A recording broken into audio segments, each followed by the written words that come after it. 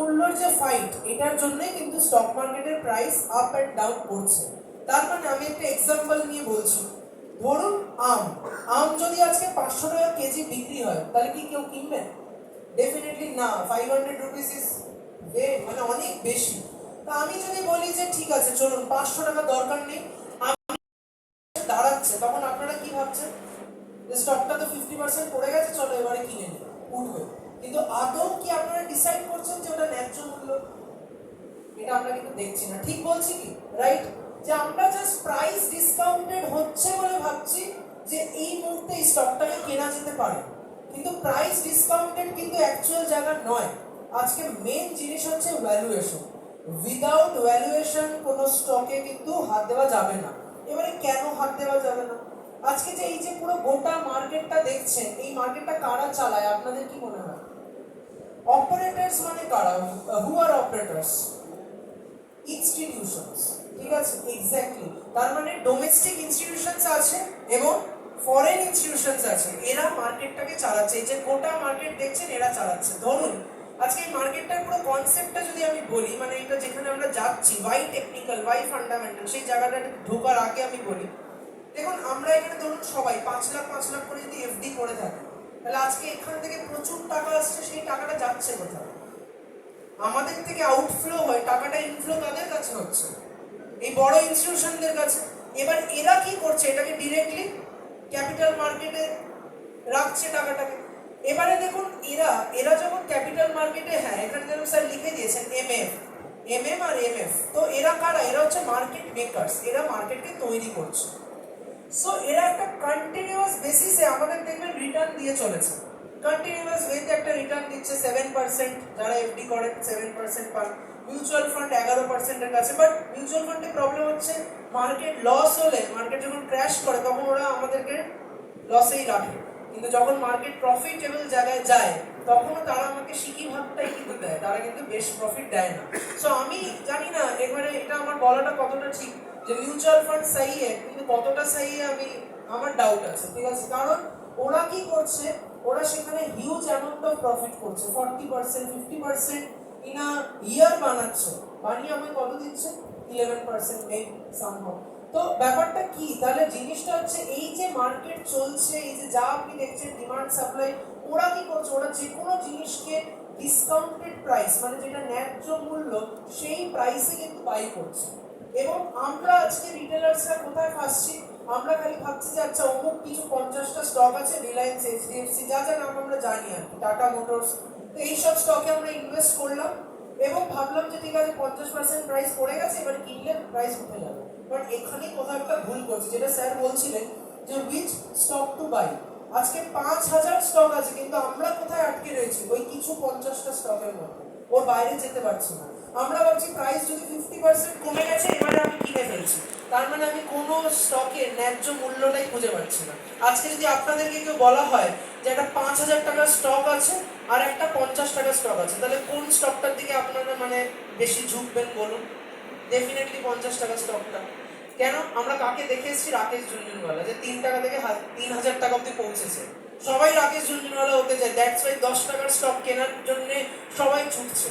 যে Penney stock বলে দিন স্যার একটা, আজকে এসছি একটা পেনি স্টকের নাম বলে দিন, ব্যাস ওটা কিনে আমি সেই জায়গায় পৌঁছাবো। বাট এটাই প্রবলেম, একটা 5,000-এর স্টকও 20,000 অব্দি গেছে কিন্তু, যেরকম ডিকসন টেকনোলজি। আবার একটা 300 টাকার স্টকও 3 টাকা চলে এসছে, এরকমও অনেক এক্সাম্পল আছে। সো মার্কেটে খালি গুড এক্সাম্পলসগুলি দেওয়া হয়, কিন্তু ব্যাড এক্সাম্পলসও প্রচুর আছে। সো ব্যাপারটা এটাই যে আজকে থেকে আমরা একটা জিনিস, একটা ভিশন, দেখুন আমার যে ভিশন, সেটা হচ্ছে আজকে একটা ভিশন আমরা, আচ্ছা একটা সেকেন্ড জাস্ট, হয় এটা কি ঠিক? লং টার্মে একটা স্টক কিনে রাখলে ইনকাম হয়, এটা কি ঠিক? কাদের কাদের মনে হয় ঠিক? একটু হাত তুলবেন। 1 2 3 4। অনেকেই বলছেন যে লং টার্মে যে কোনো ভাবেই যাই স্টক কিনি না কেন, সেটা লং টার্মে আমাদের প্রফিটেবল হবে। একদমই তাই। যেরকম আমি একটা এক্সাম্পল যদি স্যার দেখাই, হ্যাঁ ঠিক আছে, এটা আমি আসছি, একটা এক্সাম্পল জাস্ট আমরা দেখবো। যেরকম ধরুন ইয়েস ব্যাংক বা জেনসল ইঞ্জিনিয়ারিং, যে কোনো এই স্টকগুলো যদি আমরা দেখি, তাহলে দেখুন লং টার্মেও যদি আজকে এই স্টকটা কেউ কিনে বসে থাকে, আপনি দেখুন এখানে আপনার দেখা যাচ্ছে 450 টাকা থেকে আজকে 22 টাকায় 20 টাকায় এসে নেমে বসে আছে। এবার আপনি হয়তো বলবেন যে স্যার একটা কাজ করি, এটা আমি আরো 10 বছর ধরবো, তাহলে কি এটা যাবে 400-তে? আপনি গ্যারেন্টি দিতে পারবেন যে যাবে? তার মানে আপনার কাছে কি আছে? দেখুন, সবচেয়ে বড় কথা, আপনার কাছে কি আছে? আপনার কাছে আছে হচ্ছে অ্যানালাইসিস। এর বেশি কিন্তু কিছু নেই। কারণ মার্কেট কি? মার্কেট হচ্ছে সুপ্রিম। আপনি মার্কেটের ওপরে যেতে পারেন না, বা আপনি যদি প্রেডিক্ট করছেন, দ্যাট ইজ অনলি গ্যাম্বলিং। ওটা গ্যাম্বলিং, যে ঠিক আছে 20 টাকা স্টক কিনছি, মেবি 400 টাকায় চলে যাবে, মেবি। কিন্তু আপনার অ্যানালাইসিস যদি ঠিক হয় যে আজকে কি এই কোম্পানিটার বিজনেস ভালো, আজকে কি এই কোম্পানিটার মধ্যে ধার বাকি করেছে, কোম্পানিটা কি অবস্থায় রয়েছে, সেটা যদি জানতে পারি, তাহলে কি আপনি গ্যাম্বলিং না, আপনি ব্যবসাতে টাকা ইনভেস্ট করছেন। তাহলে ডিফারেন্সটা কি বোঝা যাচ্ছে? আমরা সামহাও একটু হলেও গ্যাম্বলিং কিন্তু করে থাকি, যে একটা সস্তা স্টক কিনছি, মেবি ওটা উপরে যাবে, কিন্তু মেবির উপরে না, আমাদেরকে সেটা বুঝতে হবে। তাহলে এইটা হচ্ছে কি, আমাকে তাহলে অ্যানালাইসিস শিখতে হবে। আজকে যে ডিমান্ড সাপ্লাই স্যার বলে গেলেন, এটা কি? এটা হচ্ছে একটা অ্যানালাইসিস। তাহলে দু রকমের অ্যানালাইসিস আমরা মার্কেটে কিন্তু দেখতে পাই। সেটা কি?